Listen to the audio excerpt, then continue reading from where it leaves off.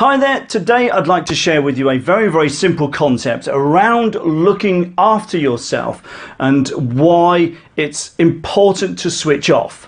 My name is Carl Craig West and I'm the author of the best-selling book Smashing Self-Employment and also the creator of the smashingselfemployment.com community, where you'll find tools and resources to help make your life so much easier if you're self-employed.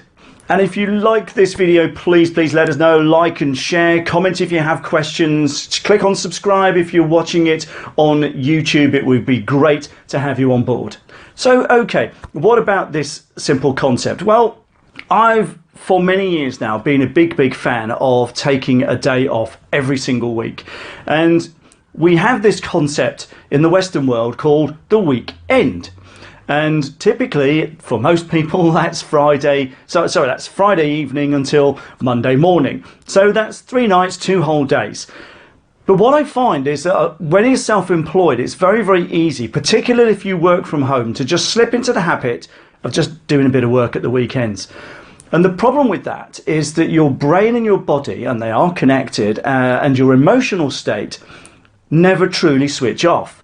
Now, the concept of having a day off every week goes way back, and whether you believe in it or not, the idea, the God creation, the biblical creation story, even God took a day off at the end of the week. And I don't necessarily think that's a bad model, whether you choose to believe in that or not. The Jewish people always took a Sabbath, Friday sundown to Saturday sundown, and it worked incredibly well. And many other ancient religions did very similar. In the Western world, we've kind of got to the point where we're always switched on.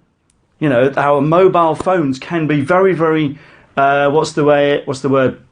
I wouldn't say harmful, but they can prevent us from looking after ourselves by constantly having the dinging and the blinging of social media updates, emails, texts, and all this stuff coming through, that we never fully, truly give ourselves the opportunity to have mental downtime. I've been there and done that, where working 7 days a week literally leads you to physical and emotional breakdown. It really isn't funny.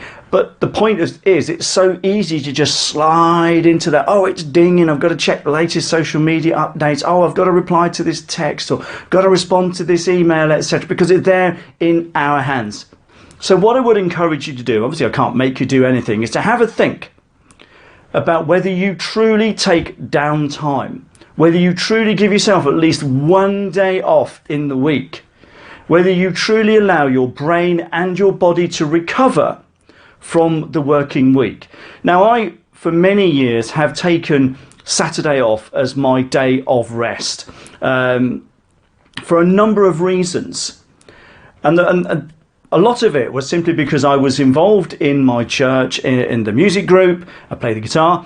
And so I'd get to church at 9ish on a Sunday morning to get ready for 10 o'clock when the congregation came in, the service started, and then by Saturday afternoon, Saturday evening, my brain is already starting to think about the working week ahead. And whether I realised it or not, Sunday was not particularly a day of rest.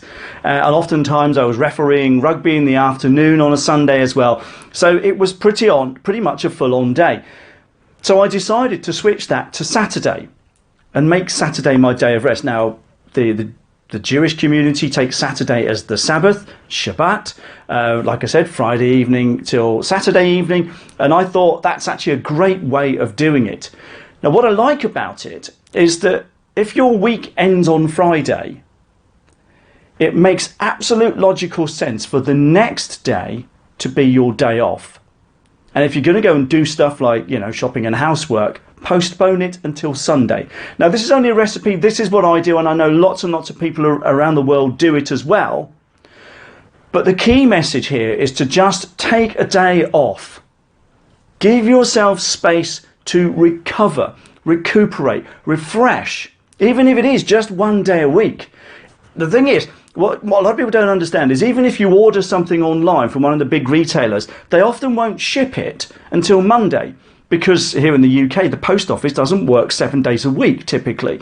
So they'll pack everything up and they'll still ship it on Monday.